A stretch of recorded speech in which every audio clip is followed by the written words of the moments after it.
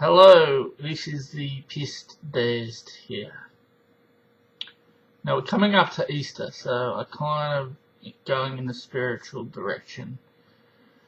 But I want to kind of take it away from that direction because, quite frankly, I'm not really qualified. Although I do have a bit of spiritual knowledge. But because I don't think I'm qualified, I don't want to offend anyone out there. Basically, I want to talk about Gnosis, and generally it's regarded as a spiritual thing, spiritual knowledge, that kind of thing. And for those who have read Stranger in a Strange Land, I guess you could say that the word grok is very similar, and this is the direction I want to take it in. Because it's not just spiritual knowledge, I think it's experiential knowledge, like with grok. It's an intimate knowledge of something. It's something that you can know, that someone else knows with the raise of an eyebrow. You don't have to say a million words to actually explain anything. And I think it actually applies to most areas in life. You've got, obviously, spiritual gnosis, I suppose. But then I guess you could have things like music gnosis, or fashion gnosis, or cleanliness gnosis, or something along those lines. And as you can see, I've got no cleanliness gnosis. Anyway, I would say what I'm talking about is not so much about Gnosis, but about what I call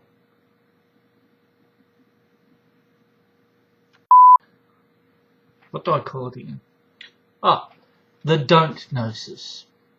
The don't Gnosis is someone who can tell you something about something endlessly and still not understand it. They can reel off a million facts about something and still really have no idea. Now, to me, you can have that in music. For example, I think someone like Jimi Hendrix had the musical gnosis. But you go to the 80s, and after Van Halen came in, who I think also had musical gnosis, a whole lot of people just copied him, note for note, had it all perfect, technically, but they just didn't get it on a musical level. The whole point of music is to transmit feel, and they just don't get it. And I think that's the thing that annoys me about a lot of people who have the don't gnosis, is they actually think they're an expert on what they are talking about or what they're doing, and at the end of the day it's just embarrassing. It's almost like a fake carbon copy made in Taiwan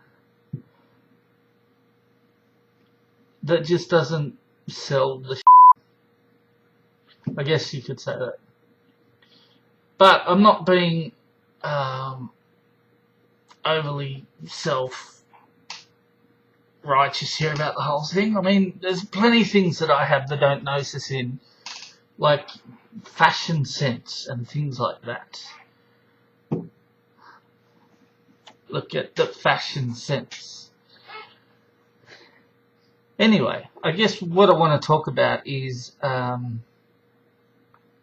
don't gnosis when it comes to intellectualism and science in general. And I think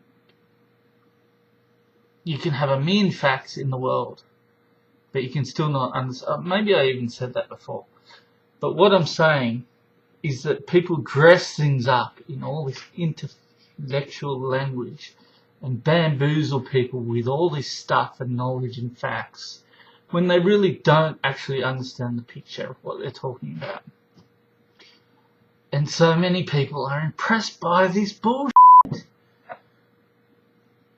Now, I want to just basically say, pause for a second.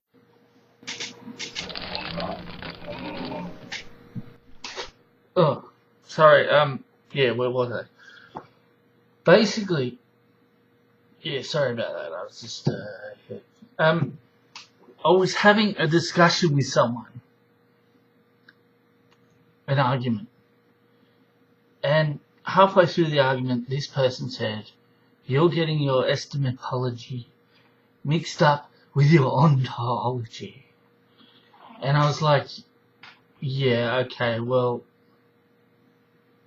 good, if I knew what the you were talking about.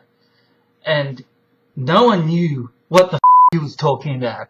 And this is the point, is that I don't think this person had any gnosis about actually having an argument. He was actually talking about that no one in the room actually knew what the he was going on about. Now, I actually went back and read all this about epistemology and ontology, and it actually didn't have anything to do with what I was arguing about in the first place.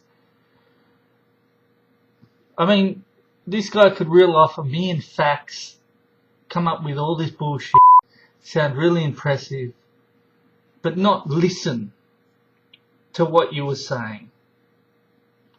That's a clear demonstration to me of the don't gnosis. And I think the world, in a way, is infected by this. I mean, I wouldn't say the whole world, but some people, they go along spruiking their facts as if that's the most important thing, rather than actually understanding or grokking or having any gnosis.